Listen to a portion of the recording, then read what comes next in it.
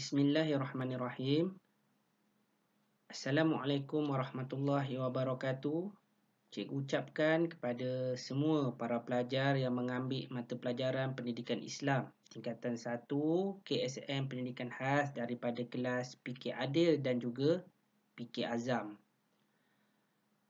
Pada hari ini bertarikh 11 Julai tahun 2021 hari Ahad. Kamu bersama-sama sekali lagi dengan Cikgu Hafiz bagi sama-sama menjalani sesi pengajaran dan pembelajaran dari rumah PDPR. Apakah yang akan kita pelajari pada hari ini? Jadi, untuk hari ini kita akan masuk ke tajuk baru, bidang yang baru. Pada hari ini kita akan belajar berkenaan dengan hadis. Tajuk kita pada hari ini, mari mengenal hadis. Cikgu harap kamu semua telah bersedia untuk menerima sesi pengajaran dan pembelajaran daripada cikgu. InsyaAllah.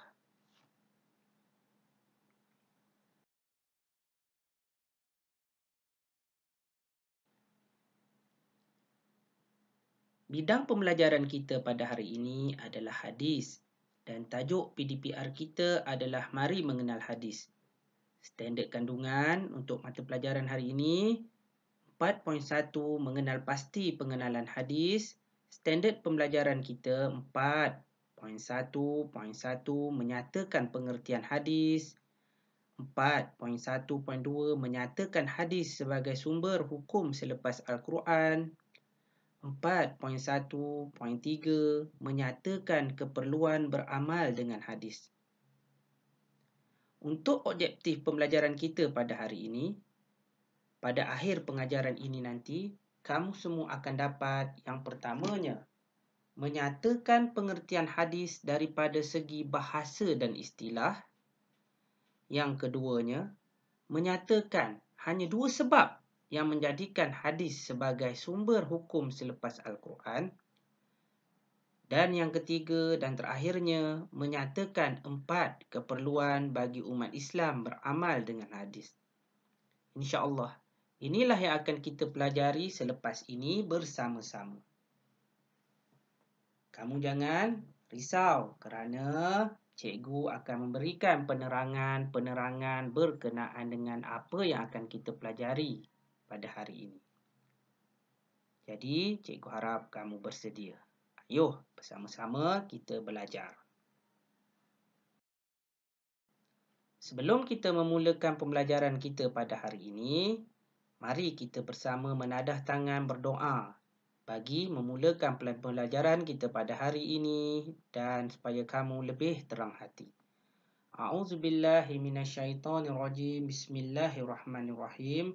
Allahumma tah alaina hikmataka wansyur alaina min khazaini rahmatika ya arhamar rahimin. Rabbi zidni ilman warzuqni fahma. Rabbi shrah li sadri wa yassir li amri. Rabbana atina fid dunya hasanah wa fil akhirati hasanah wa qina azabannar. Amin amin ya rabbal alamin. Alhamdulillah, selesai kita membaca doa bersama-sama.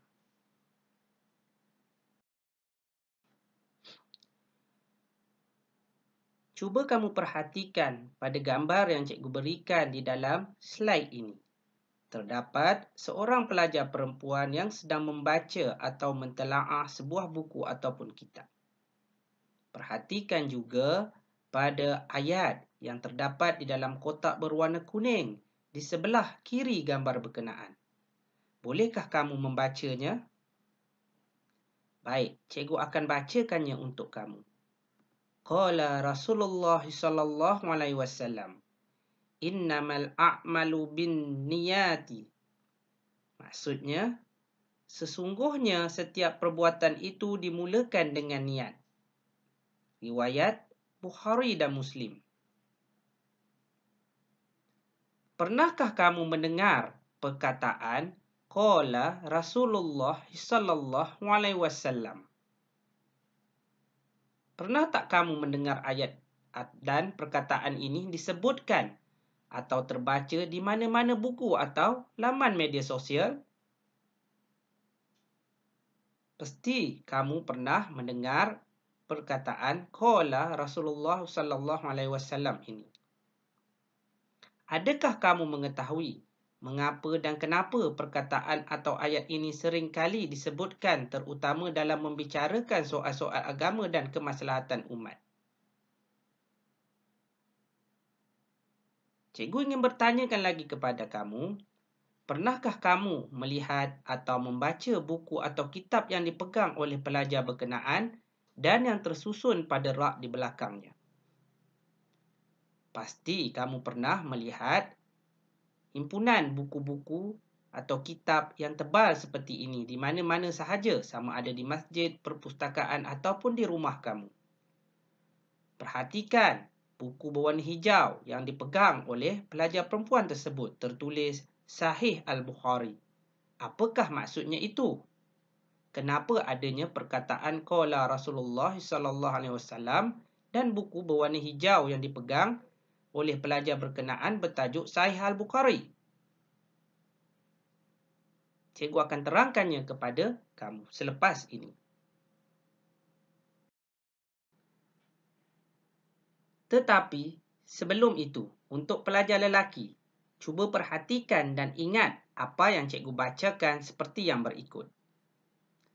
Daripada Abu Hurairah radhiyallahu anhu bahawa Nabi Muhammad sallallahu alaihi wasallam bersabda, maksudnya, jika kamu berkata kepada sahabatmu pada hari Jumaat, diam, dan ketika itu imam sedang berkhutbah, maka sesungguhnya kamu telah melakukan perkara yang sia-sia. Riwayat Al-Bukhari. Adakah kamu ingat sewaktu bilakah kamu mendengar ayat berkenaan?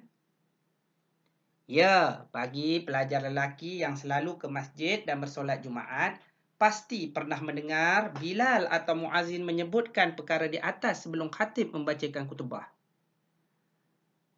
Pernahkah kamu terfikir atas dasar apakah Bilal atau Muazzin menyebutkan perkara di atas? Ya, kerana ia adalah petikan hadis Nabi Muhammad sallallahu alaihi wasallam yang menerangkan berkenaan dengan adab untuk kita sewaktu bersolat Jumaat dan mendengar khutbah. Apakah itu hadis, cikgu? Baik, cikgu akan menerangkan kepada kamu selepas ini. Apakah yang dimaksudkan dengan hadis? Maksud hadis boleh terbahagi kepada dua segi, iaitu daripada segi bahasa dan daripada segi istilah.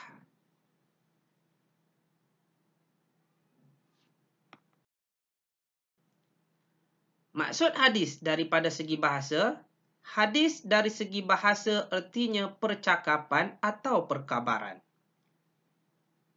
Berbeza pula dengan daripada segi istilah. Maksud hadis daripada segi istilah pula diertikan, hadis dari segi istilah pula bermakna perkataan, perbuatan, pengakuan atau sifat yang datang dari Nabi Muhammad sallallahu alaihi wasallam. Untuk secara mudahnya, maksud hadis ini adalah apa sahaja kata-kata, perbuatan, sifat yang datang daripada Nabi Muhammad sallallahu alaihi wasallam, maka itulah yang dikatakan hadis. Faham?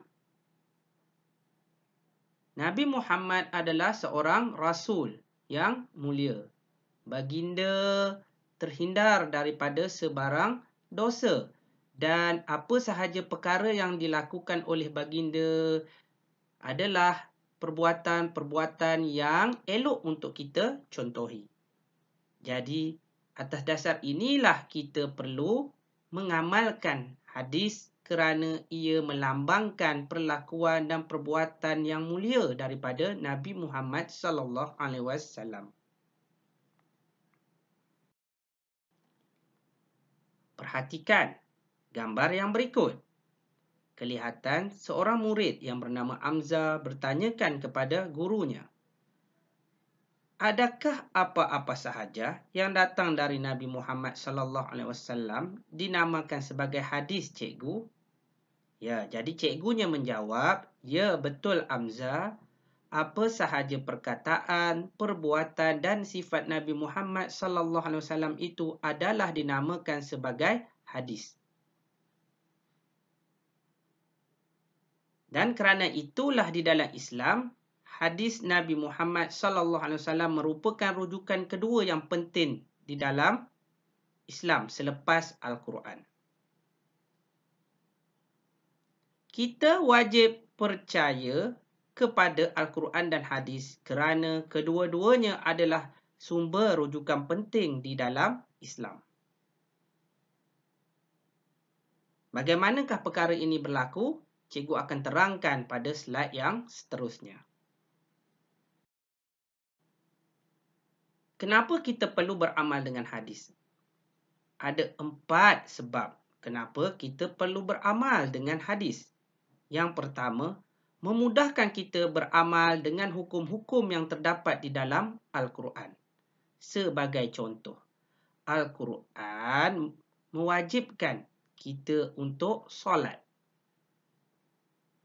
Jadi, melalui hadis Nabi, pengajaran Nabi berkaitan dengan cara-cara untuk kita bersolat, maka kita akan bersolat dengan cara yang betul.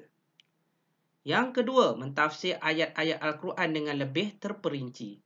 Sebagai contoh, Al-Quran menerangkan kepada kita supaya kita mentaati kedua ibu bapa kita. Maka Nabi Muhammad memperincikan lagi cara-cara bagaimana cara bagi seorang anak mentaati ibu dan bapanya.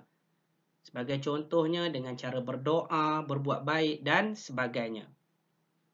Yang ketiga, ia menjadi rujukan bagi perkara-perkara yang tidak ada nas di dalam Al-Quran.